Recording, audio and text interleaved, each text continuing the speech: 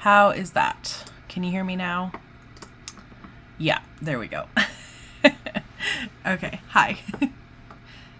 I had truly no idea that this was as complicated to get going as it is. So now I'm just watching myself to make sure that I am going to start talking. How is that? Okay, great.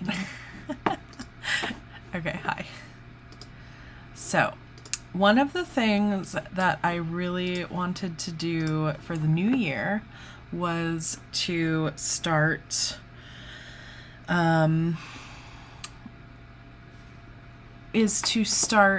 doing live. Sorry, I switched it again. Now I'm leaving it alone. I'm here. Hi. Because I think it's a fun way to kind of engage. So I thought maybe I could do that once a week and hang out and knit. And then we can chat and you can ask questions and chat and what have you. So yes, that is the plan for the moment. I'm going to turn this on, but also turn off. Okay, hi. But yes, this was a little more complicated than I realized.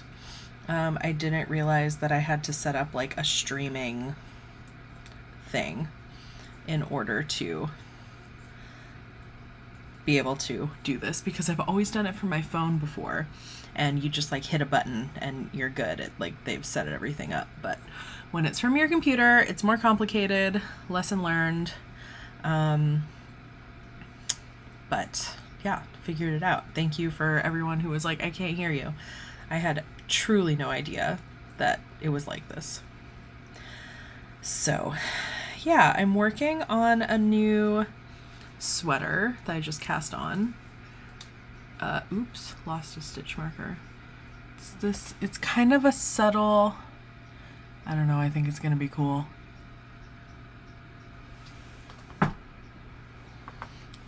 Let me find my stitch marker. Okay. So, okay, I think we're getting the hang of it.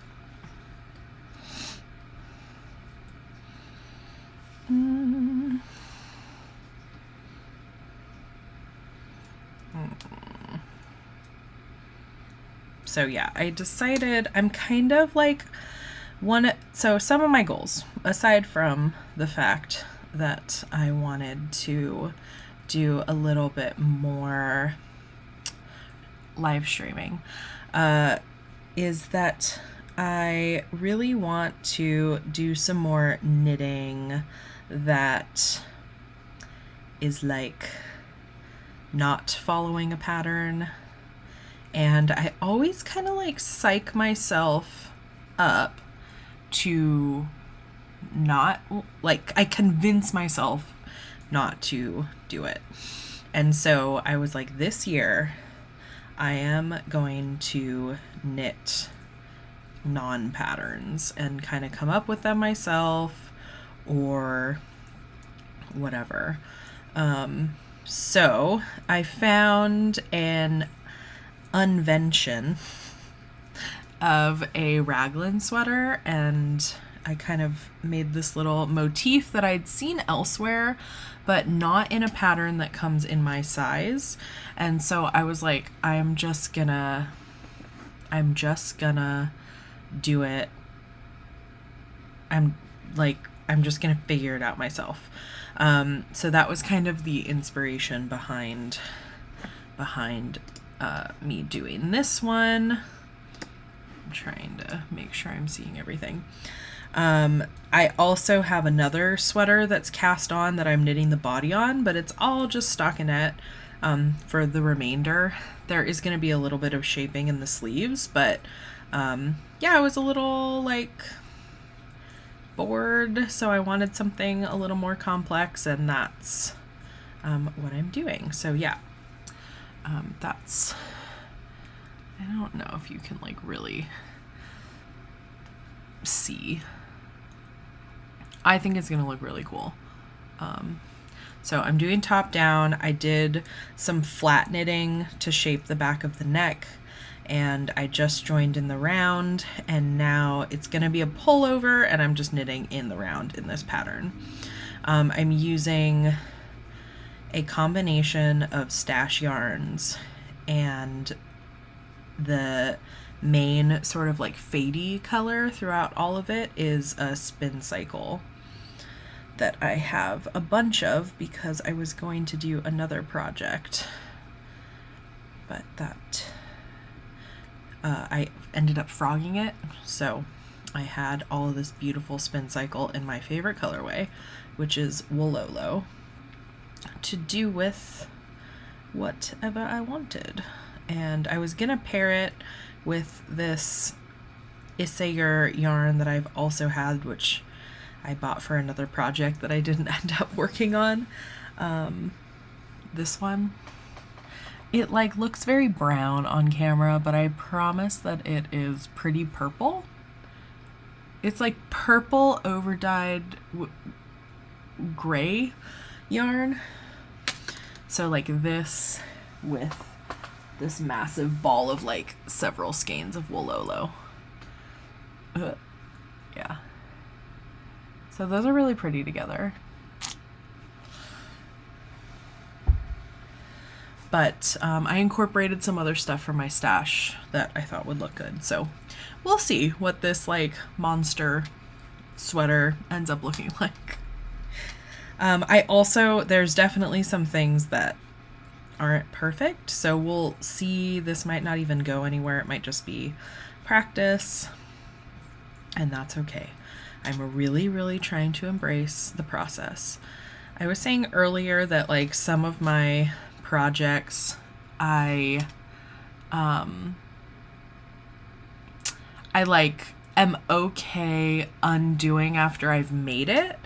But when I'm actually knitting something unaware that I'm not going to like it, or on the flip side, aware that it might not work out, it's a little harder for me to get through that mental barrier of like, okay, I'm knitting this and I'm spending all this time on it, but it might just be for naught.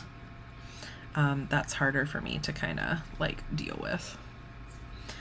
So yeah, that's really like what I challenged myself to kind of embrace this year, was just knitting on things and experimenting with things that I've been wanting to do but I kind of put off. And I can already feel that like my brain kind of understands the construction and the math better than I would have if I'd even tried it just like a few weeks ago. So I'm enjoying this process for right now. I've got my notebook set up, and I've actually been subscribing to this website called Scribd, Scribd,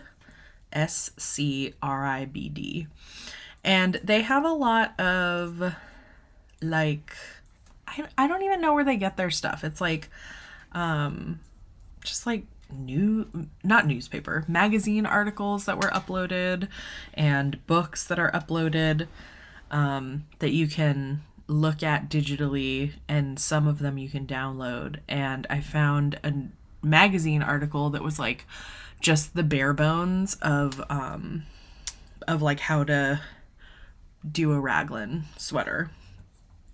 So that's what I followed for this. I already had a swatch. Oh, I can show you my swatch for this. Looks like that. Oh yeah, wait, this way. So that's kind of cool, right? And then these are, I decided to add one more color, but these are all the like other colors I'm using. So this one at this end is a Verb for Keeping Warm flock. I've got 2 skeins of Isager Spinny. I've actually got a lot of these because I bought them for another project. And then I've got this, which is the only superwash. Like this is, most of the yarns are like fairly rustic. except for the spin cycle.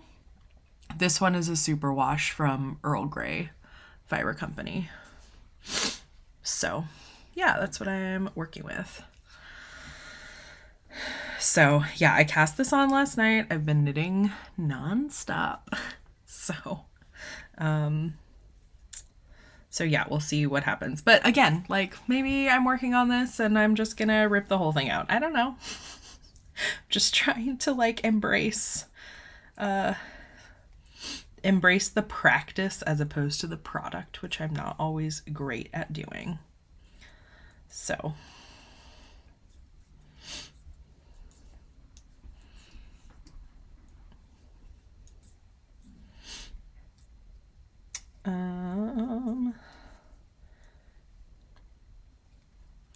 yeah, if you want a link to the scribed whatever it is, because the other thing I've been using it a lot for is that they have a ton of like Japanese pattern books uploaded to it. I really like don't quite understand the legality of it.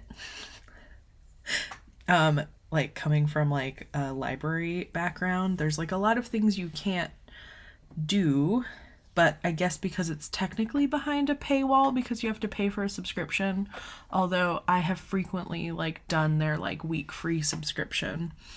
I don't really understand, but yeah, like all of those Japanese pattern books that we see all over are all on this website. Yeah, so I can share the link for that raglan sweater tutorial if you're curious. It is a good kind of thing to have in your back pocket, because every once in a while, right, you just want to cast on a raglan. Yeah, the other sweater I'm knitting, I've also been working on. It's like a combination of a circular yoke and a raglan, which is kind of my own little thing that I have figured out because I had a sweater like that worked really well for me. And so I've always really liked that yoke construction. So yeah, trying to, again, kind of share that spirit, I guess, of like improvisation and very Elizabeth Zimmerman-esque. She used to always say like unvented knitting pattern, because I think we all, and myself included, use patterns as like crutches. And I think we do have the little brain power to figure out how to make some sweaters from scratch. And sometimes you want to, sometimes you don't. I'm definitely like to listen to myself whether I want that or not for that particular project, but yeah. If anyone else is knitting anything, I want to hear about it. I can also show you my other kind of boring project. It's kind of fun to come on stream and not have to like edit a video and just be like, hello, here I am. But I don't want to replace the podcast episodes with the stream. I just want it to be in addition so that it feels like we're more hanging out than me like talking at you. But I don't know. What do you think? Do you watch other knitting streams?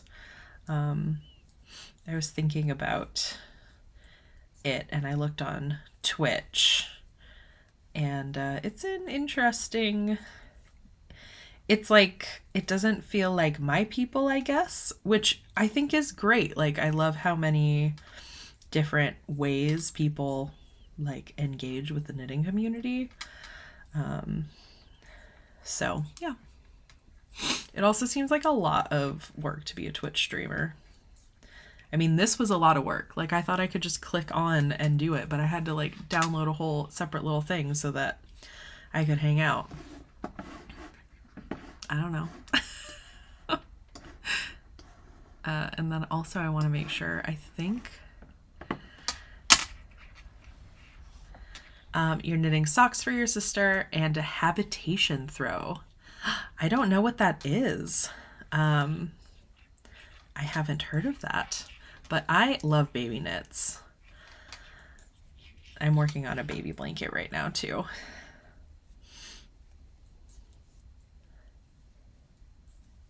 And Sandra, you're knitting Stephen West Dustland socks. Is that the new, is that his new pattern that just came out? I think I saw. Yeah. I don't know everything off the top of my head, so I totally would love a description.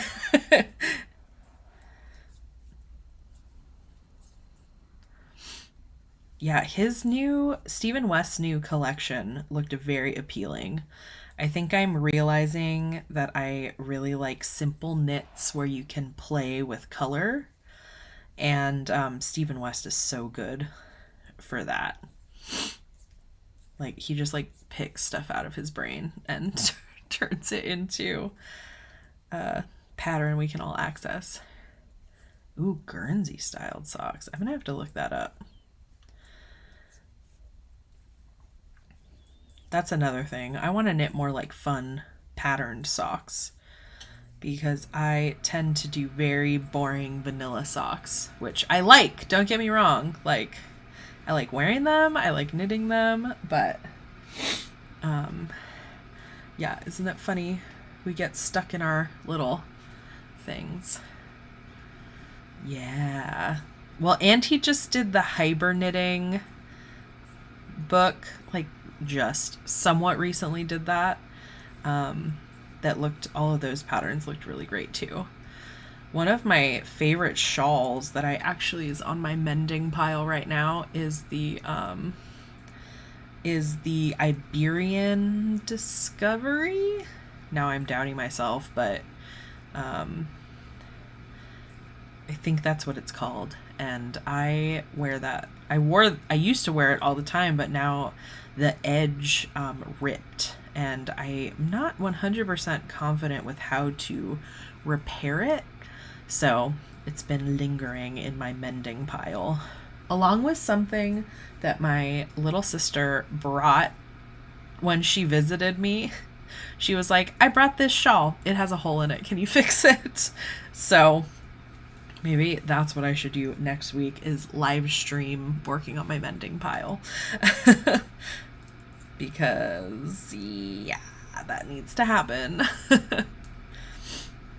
And of course, it's all stuff that I love to wear. That's why it needs to be mended. But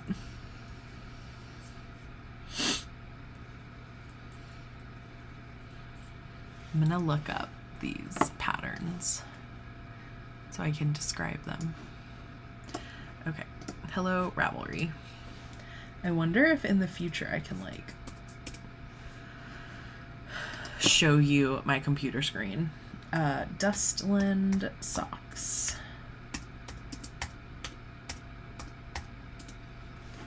Okay. Oh yeah, okay. Yeah, they have like a bunch of like different hi Maria.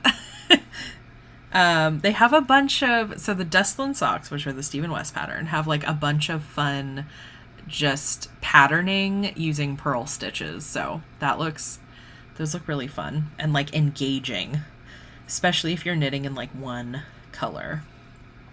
Yeah, okay. Adding those to my favorites so that next time I'm looking for a sock pattern, they will show up.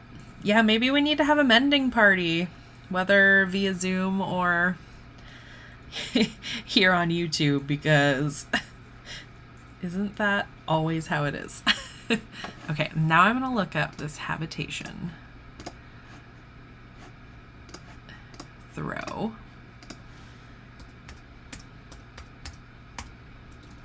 Oops. Oh yeah, there we go. Ooh, it's a knit vent pattern. Oh, that's really pretty. Okay, I see. Oh yeah. Okay. I'm working on I'm working on one baby blanket and one big like throw that's crochet. That's what I was working on in that last knit and chat video. But I'm like, once I'm done with those, it's gonna be like a year before I'm done with them. But this habitation throw is really pretty. Yeah, I like that.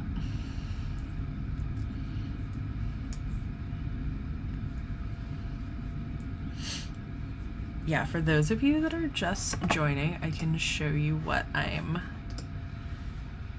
working on. You can kind of see I just started this raglan. My like goal for this year is, oh my god, is to do some more I don't want to say, I guess, my own designs, but I really just want to knit some sweaters that I'm not following a pattern for. So this is a raglan. I'm also working on another sweater that's like a circular yoke raglan, can't speak, combo spliced together. And I'm duplicate stitching some words across the chest. So that is that, but I'm on the boring stockinette part, so I had to cast an all over colorwork sweater. Had to, wanted to. It's all stash yarn. I'm pretty excited about it. And I was debating adding some steek stitches so that it would be a cardigan, but decided to just go with a pullover because I am in need of some right now. So I just have been knitting like only cardigans, so now I need to backtrack a little bit. And my one pullover sweater that I made out of Brooklyn tweed is like falling apart, okay? I don't know what's up with that, but there's like holes all over it. I've mended it. It just looks a little, it's like one of those things where I'm like, I can't wear this out of the house. I still do, but it looks raggedy. Yeah, thank you, Maria. I also think the colors are very me. I think it's gonna go with a lot in my wardrobe and be very fun to wear. I know we both talk a lot about like style and stuff, but I'm kind of like having a mild style crisis. I don't know, mild, that's fine. Just been thinking about like, I don't know, I feel like I swung very hard in one direction when I was in Boston. I feel like I've mentioned this in the podcast. I could be a broken record. I don't know. Where I felt like I had to dress a little more conservatively because it's very conservative in Boston. In a kind of like, I don't know, like in a way where saying that, I feel like people from Boston would be offended, but having lived in Oakland, California, and now living in Portland, Oregon, Boston is absolutely conservative. Like I felt like I had to cover up my tattoos, like when I went for job interviews, and it's just a different vibe. Okay. I got rid of all my piercings. I used to have a lot of piercings. And so now that I'm back here and I'm like seeing the way people dress and whatnot, I'm like, oh God, I feel like I kind of sacrificed some of the more like alternative styles of dress that I had prior to living in Boston. And I'm trying to kind of like figure out a nice middle ground for that. So yeah, I don't know. I've been thinking about that a lot. I know, Maria, you talk about that in your podcast a lot. And I know, so yeah, I have been buying some black clothes. That's the conclusion, and it feels good. So yeah, I'm just trying to, find my style that makes me feel good. Hi, Joanne. How are you?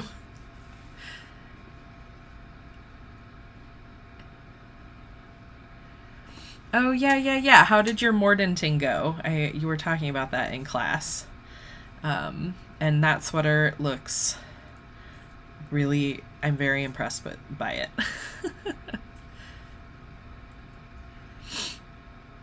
Oh, I forgot that I did not set it up so that when you're watching this back or anyone is watching it not live, you're not going to be able to see the chat. So I'm going to start reading the chat just so that it's kind of preserved. So yeah, Maria said, I totally get that. I don't think I was fully able to figure out my style until I started working from home and didn't have outside pressure. And yeah, right? One moment that really stands out to me was I was on the train in Boston and it was summer, so of course my arms were out. And there was a lady standing in front of me, like holding the pole, and I had gotten a seat, so I was sitting. And she totally unsubtly took a photo of my arm of Frida. And I was like, okay. And it was like the flash was on, okay? And I had my headphones on and I was like, okay, it's fine. Just like, whatever. But she tapped me, like she was in front of me, could easily get my attention, and like went like this onto my arm. So I'm like, okay, so now you've taken a photo of me very obviously and are now touching me. And she was like, your tattoo is beautiful. Who is the artist? And I was like, okay. So I like told her it's my friend Mez from San Francisco. And she was like, oh, wow, can I take another picture? And I was like, you shouldn't have taken a picture in the first place without asking. And I like got up and kind of like moved down the bus. Like just the lack of awareness of like what is like acceptable is pretty amazing. Yeah, anyway, that's my story. But that's how I felt like I felt like I was on display in Boston. That's what it felt like. And that is why that, I think, moment stands out in my mind when I think about it. Oh my God. Wow. That is 3 kids under 4. Oh my God. I hope you have moments of like self-time. That's a lot. I do childcare for my cousin who has 1 baby right now, and I just see her and her partner, and I can't imagine having 3. You're a rock star.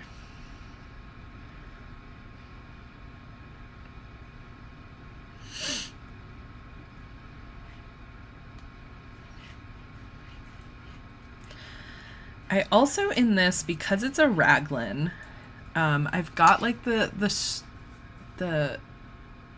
whatever, the seams, I guess. I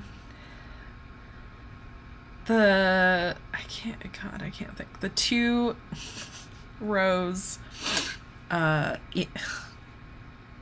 guess it's a raglan seam.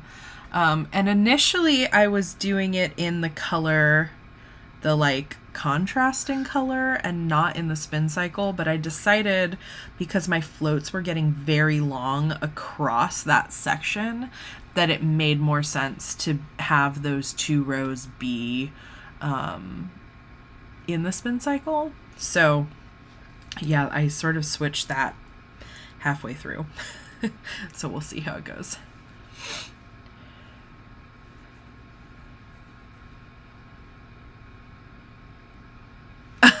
It's currently 1 a.m.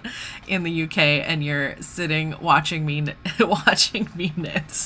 Yeah, I imagine knitting would be a major... I mean, knitting is definitely my mental health savior too. I can feel when I haven't knit in a while. So I'm glad to have you here. I'm glad you have a moment.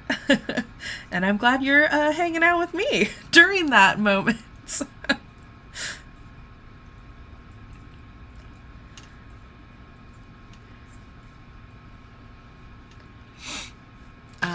And then Maria said, not with the flash. I know, the camera flash. Can you believe that? Similar stuff happens to you in South Carolina, I imagine. Yeah, what is that? I've had, because I work customer service, and I have for like my entire work history, whether that was like as in retail or as a librarian.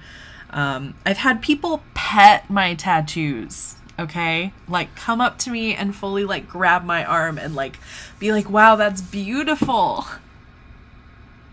And of course it's always like women, so they think they're giving a compliment, which is fine, but like you're like, you are violating my personal space. Like, it is still my arm. I mean, men also do it, but in like different ways, because they're like, yeah, anyway. Anyway.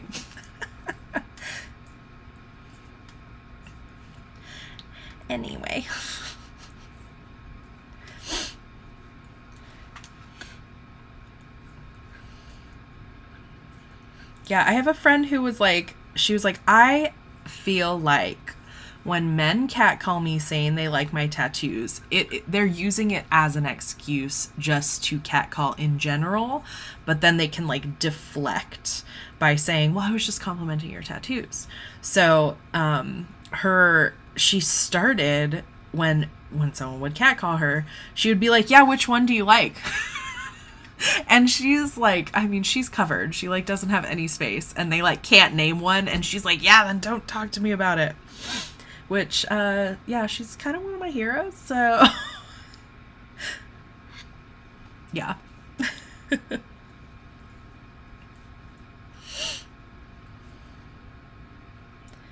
She is also someone who like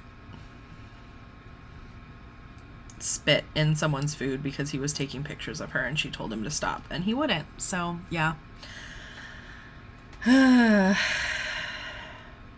icon, truly. And now she works, she is working part-time helping at a sheep farm during lambing season. So she's truly like my idol. Oh, Maple sweater is working well when I can find it. I don't know why I keep misplacing it. Like her, I don't know why.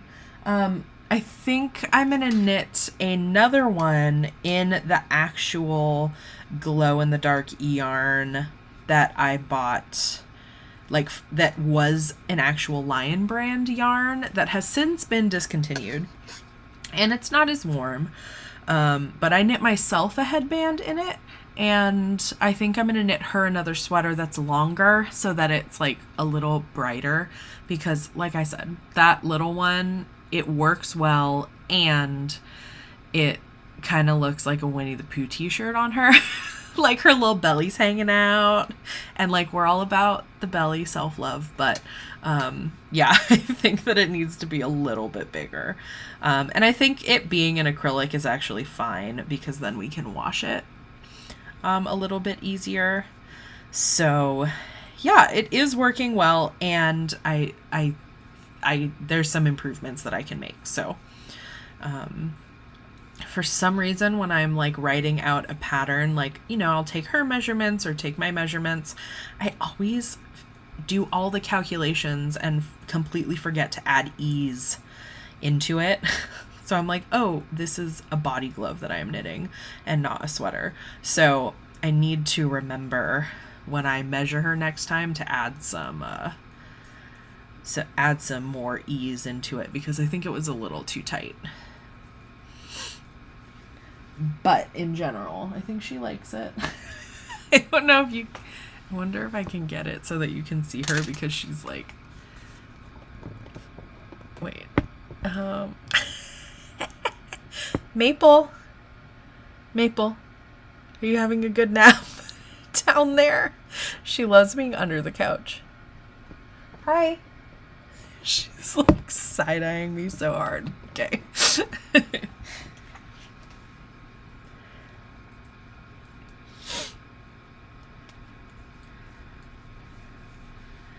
yeah, the whole, well, yeah, so Maple wears one of those harnesses that like she steps into and clips behind her head or the back of her neck. Um and it's, yeah, I just kind of like tried it on her and made it when I got to the point where it was. So yeah, if you're making it for someone, I'm not sure what, like, aside from trying it on, I'm not sure how that would work. But yeah, I hope you do make one for your friend's dog, because it's a pretty cute project, and I feel like people are very like, so cool. It's like a magic trick. Hi, Sophia. You're knitting a reflective beanie for your husband, inspired by my doggy sweater. That's awesome. I need to knit Kay a hat. I told them I would. That's also reflective.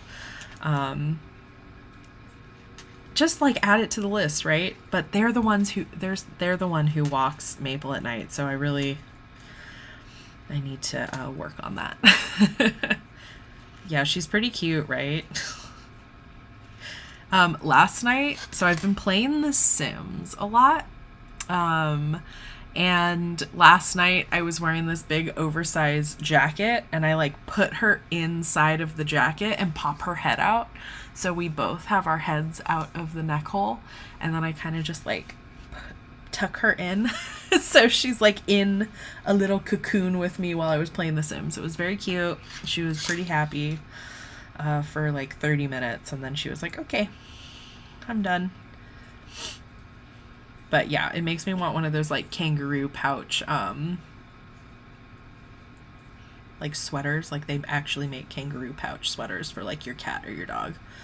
I don't know if Moose would tolerate it, and I think I'd be too scared to try because she would probably scratch the shit out of me. But I get cuddles from Maple, and you know, beggars can't be choosers.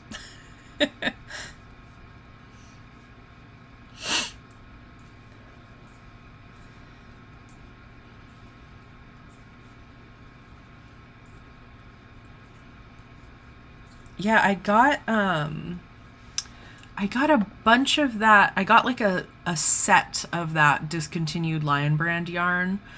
I wonder if I can find it, because they were selling it like in a pack, I think, because I mean, I didn't know when I bought it that it was discontinued.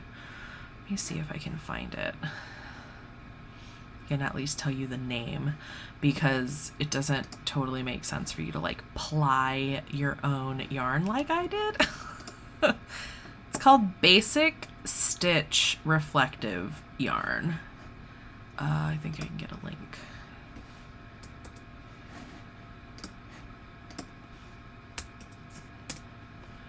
So yeah, that is where you get 6 balls of it there. It's pretty chunky. I mean, it says it's a worsted, which it is not. It's definitely thicker than a worsted, because it says 70 grams and 115 yards. That's like chunky. It looks like Red Heart also has one, but I don't like the way Red Heart feels. I didn't want to knit with Red Heart. And I'm happy I did that, because the Lion Brand one is actually pretty nice to knit with. I feel like it's a nicer acrylic.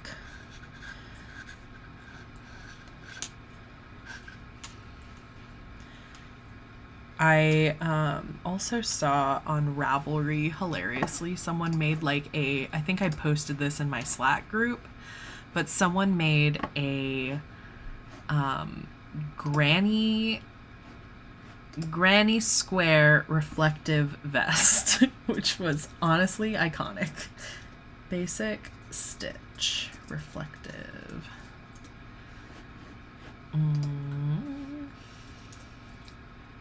Reflective. Here we go. Projects. Oh my god. There's so many amazing projects, but the granny square reflective vest for riding your bike is just next level.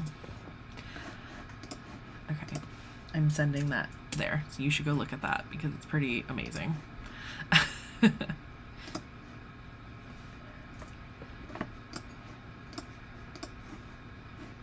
perfect.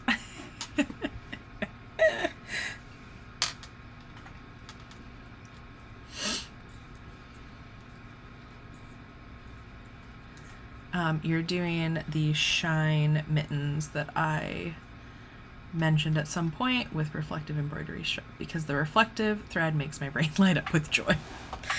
Yeah, it's really fun. Are the shine mittens the Sophia Camaborn ones? I'm gonna look that up. Let me see.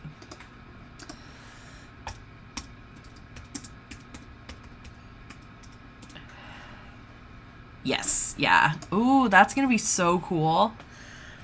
Yeah, so that's by Sophia Camaborn, yeah. Sophia Camaborn. That is a great... I'm getting distracted because I'm doing a make one. That's such a great pattern, and of course I've still only knit one mitt, and I fully needed mittens yesterday because so here's what I've decided. I've decided that 30 degrees Fahrenheit is an acceptable temperature for it to be. If it is any lower, it's not acceptable anymore. And yesterday and today, it was in the 20s Fahrenheit. And I know a lot of you live in places where it is like always 20 and below from like December through March, and that was me when I lived in Boston. And I can now confirm that I think I was gaslighting myself into being okay with that temperature. Because, yeah. It's no fun. It's no fun being that cold. Agree? Disagree?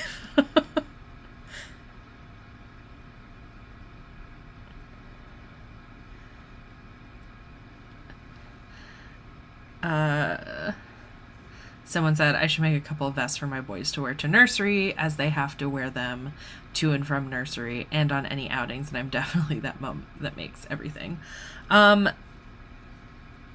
Yeah. It would be pretty cute. And don't put too much pressure on yourself, but that would be pretty adorable. And like the amount of people who do not wear reflective or visibility gear in the pitch black and then like add rain on top of that, I get so nervous both driving and being a pedestrian here in Portland, because I just like think people are not paying enough attention. It's very stressful. Emily, you're in Michigan, and it was 50 degrees for part of January, and then today it was 10 degrees. Yeah, that sounds right. I, like, without fail, got a sunburn on the first warm day of the year, the entire, like, 6 years that I was in Boston. Like, it was just, like, we were so starved for, like, sunlight and warmth that I would just be like, yes! And I would go out and just, like, burn the crap out of my chest or my shoulders because it was so exciting that it was finally warm. Yeah, and that like really big, I mean everywhere has that where there's like a big fluctuation in temperature, but that always gives me like the worst headache when it goes from really cold to warm, or you know, whatever it is, just the pressure changes. Ugh, it's the worst.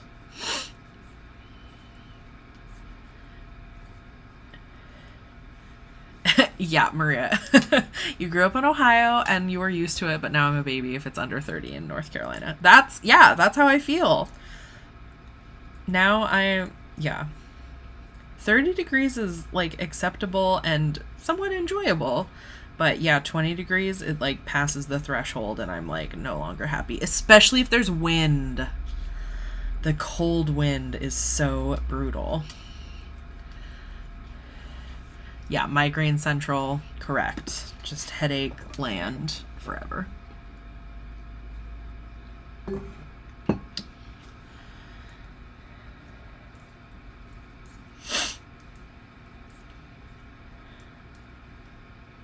Yeah, I asked earlier, but now since there's like some more people, I am very curious if you watch knitting live streams on the regular and who it is that you watch.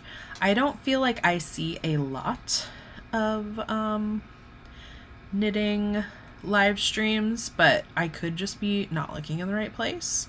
And yeah, I'm just curious about that.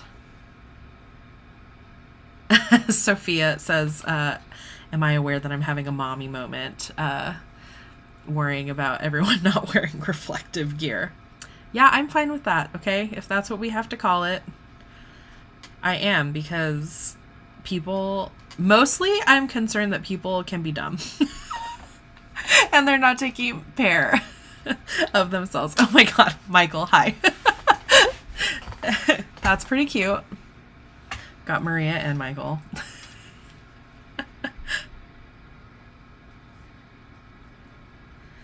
Last time, Michael, Maria was saying that what were we saying? Oh, we were talking about eating grits, sweet or savory. And she was like, I feel like Michael may have eaten it with both cheddar cheese and sugar one time. And then I was joking that she was doing Michael slander while you were not there. So I don't know. Maybe you need to set the record straight about whether or not you have eaten grits with both cheddar cheese and sugar. Throwing you under the bus.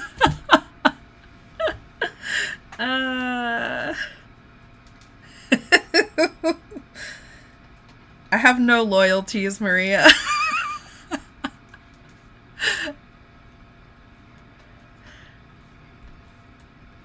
Also, I don't know if you noticed, but my water bottle has the sticker he sent me on it, which I really like.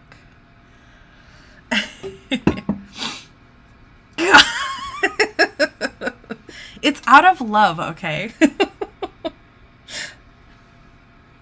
And Michael just like peaced out and like isn't gonna say anything else, probably. Stevie is saying there are a few knitting crafting streams on Twitch in 2020, but I haven't seen many lately.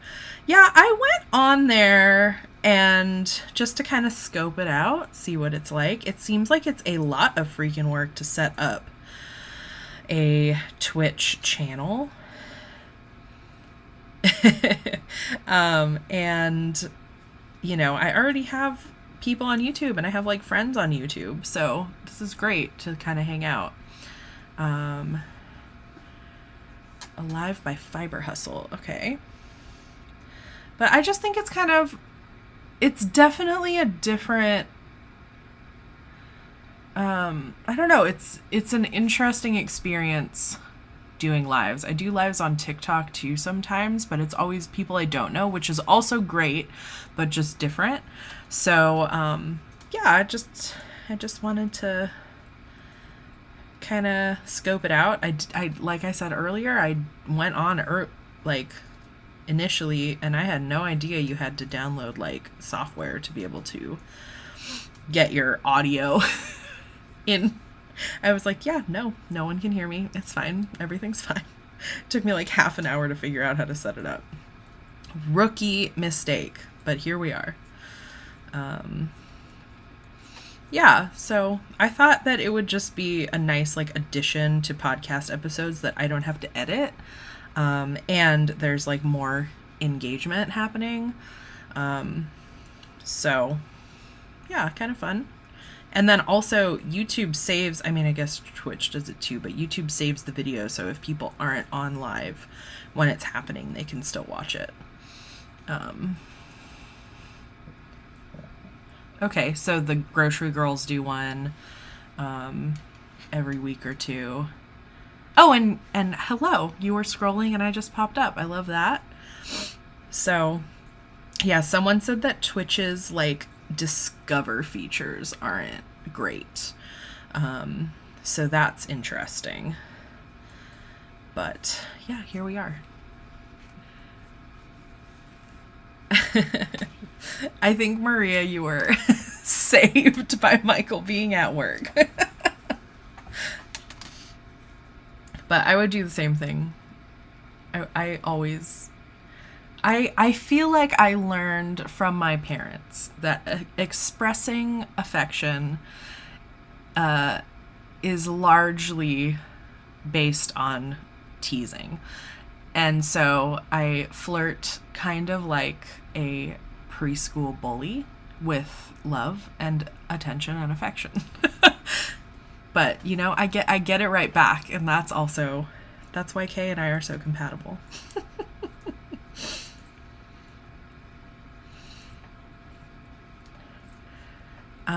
Okay, you used to watch Last Minute Laura, and I found out Knits and Pieces, but rarely watch it live. Oh, interesting. Okay. I'm gonna take a note of all of these. Okay, Maria, report back. To explain the whole grits situation.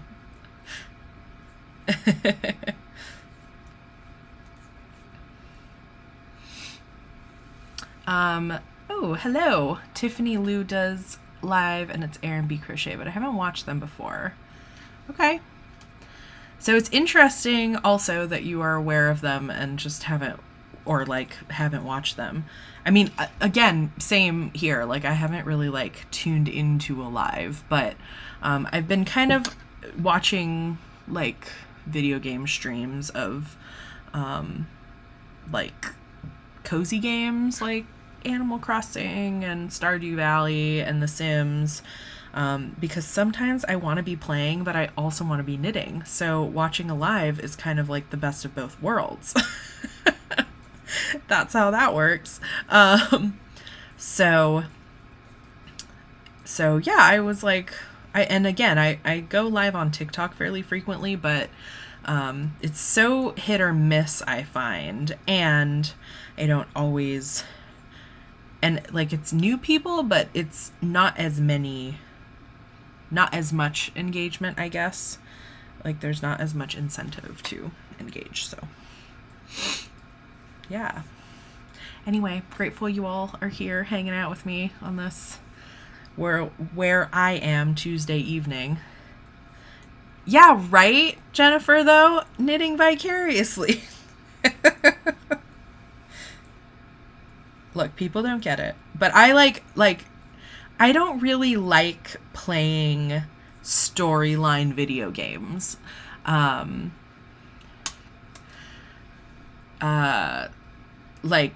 don't know. I will download them, I'll like kind of play them, but I don't finish it. And there's a lot of games that I want to play that I also just like don't really want to spend the money on playing. So I find streamers that I really like who have done a playthrough that's like edited down. And this is great for horror video games and like some other video games, right? And so I can just watch the stream playback, and then it feels like I've played the video game. I know what's going on. I've experienced it, but I've also had like the comedy aspect of people playing it and like scaring the crap out of themselves if it's a horror game, but not having to go through it myself.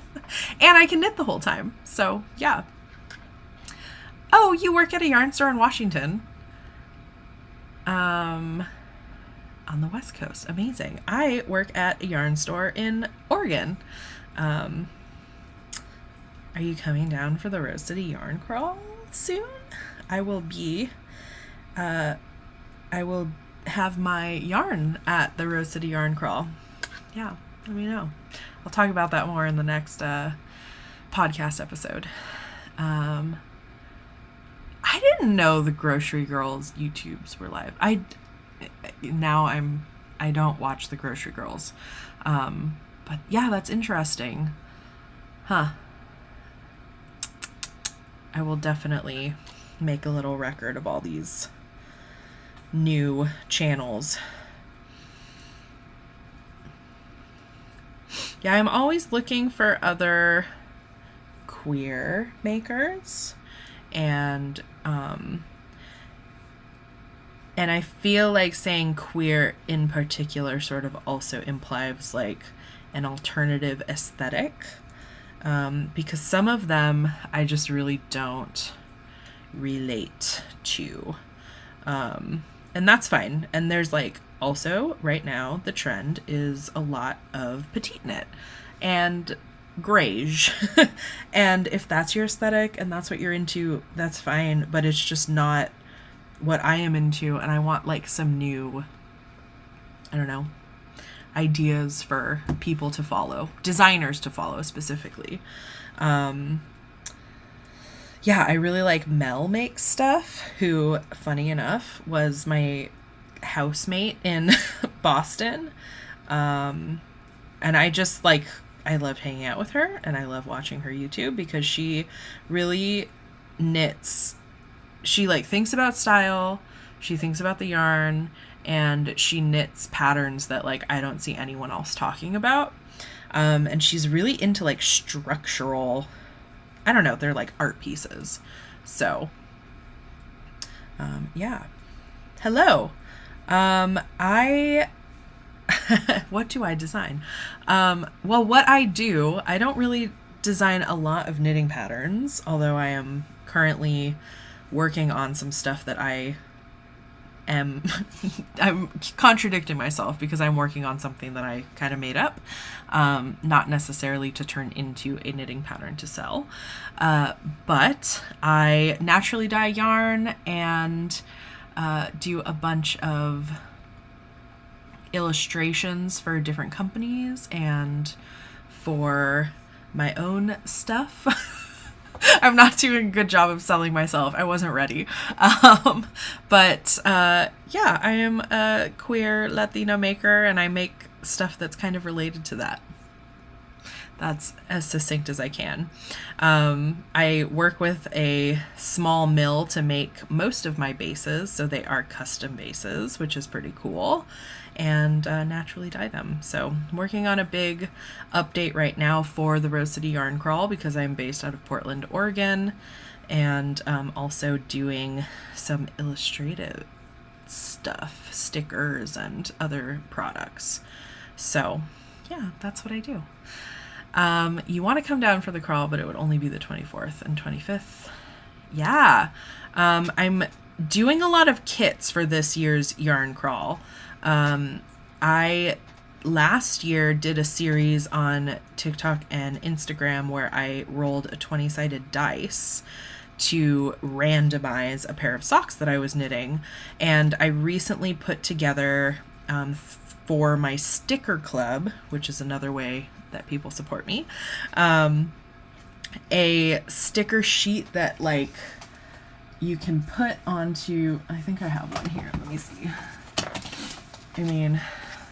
Did a little sticker sheet with numbers, so you can put them on popsicle sticks and sort of stick them into all the different skeins of yarn that you have, because I found that was the hardest part, was sort of like differentiating them. So you get a sticker sheet with a 20-sided die. I have like a collection of them in here somewhere, and some skeins of yarn. It won't be 20, it'll be like 6 minis. So you can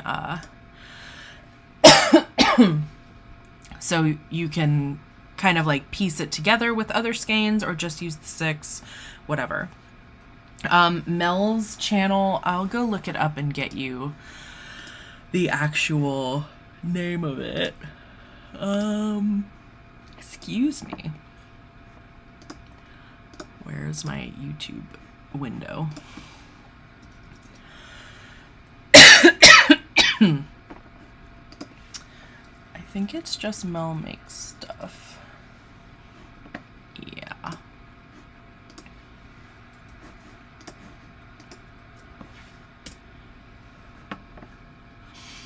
Right now I don't have any bases that are not wool. I think in the future I might, but probably I would still keep some silk in it if I was doing like a linen yarn or something. Cellulose fibers are a little tougher to dye on vividly. I mean, they just don't take up the dye for knitting as vividly without crocking So it's definitely a possibility in the future, but for right now, I don't have any plans to add a not wool base.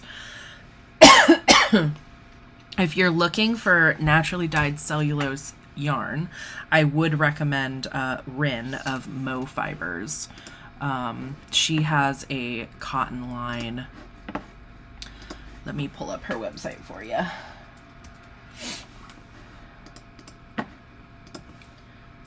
And Maria and I are both friends with Rin, which is kind of fun too. So, yeah. Hi, welcome.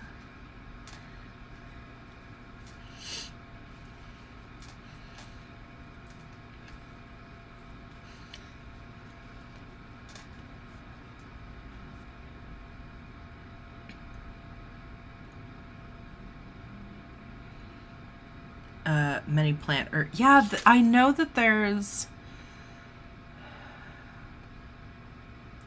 Yeah, that's interesting about not knowing many plant or synthetic fiber dyers. If anyone has any indie dyers who they know dye on like cotton or linen, or even like a synthetic dye, you could definitely encourage to leave a link in the comment. I can't think off the top of my head. I know there is a dyer who almost does exclusively cotton and linen yarns. Anyone know what I'm talking about? Arrow Knits bought some of her yarn at some point. That's not helpful, but maybe it'll ring a bell in someone's mind.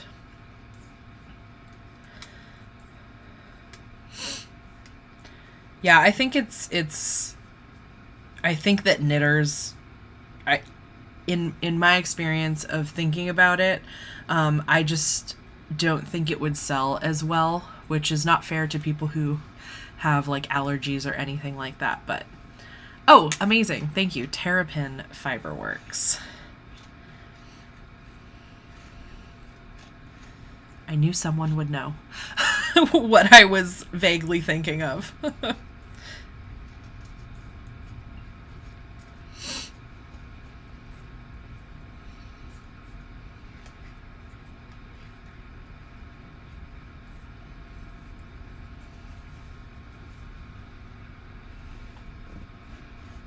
Oh, trailhead yarns too. Okay, we've got multiple recommendations. Amazing.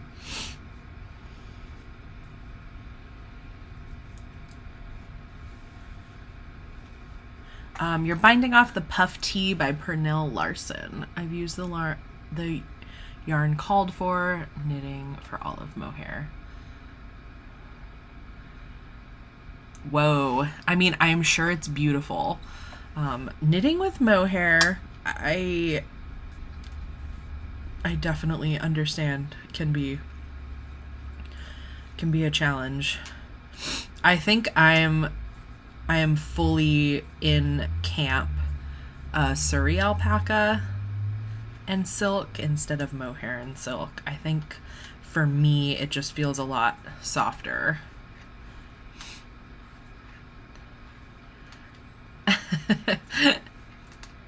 You guys are mohair buddies. It's cute.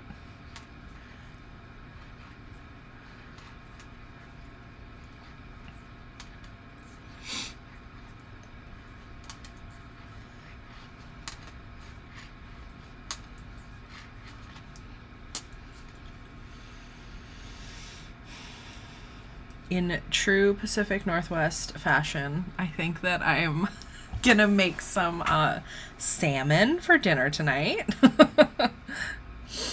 I've been really wanting to, I don't know, try like a miso glazed salmon. We'll see. I also have some potatoes to roast and some broccoli. I think it's gonna be cute and nice. But that does mean that I have to start cooking somewhat soon.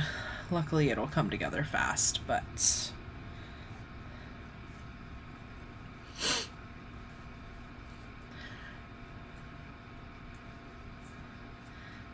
yeah, let us know how those fiber company recommendations shake out for you, because I know that that is something I've heard others requesting, to have the non-wool hand-dyed option.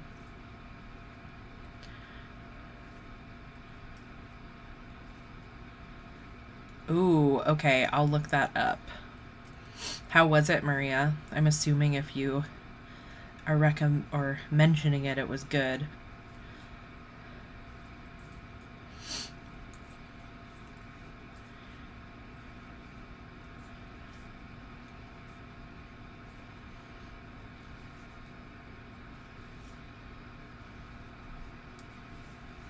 Okay, this green, I don't know, it's a little funky.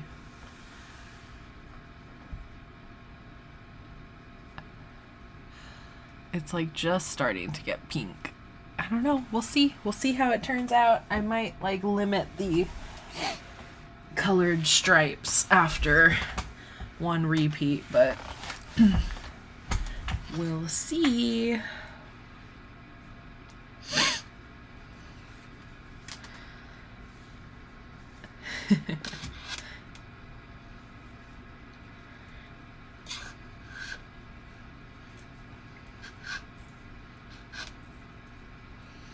All right. Well, you guys, thanks so much for hanging out.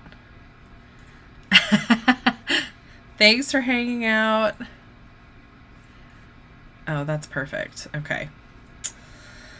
Thank you. I hope you enjoyed this. I am going to figure out exactly what my schedule for this will be, because I want to have it at like a consistent time. I do like this Tuesday evening option. And yeah, I don't know what else to say, but thanks for hanging out. And I'll see you soon. Okay. Bye, guys.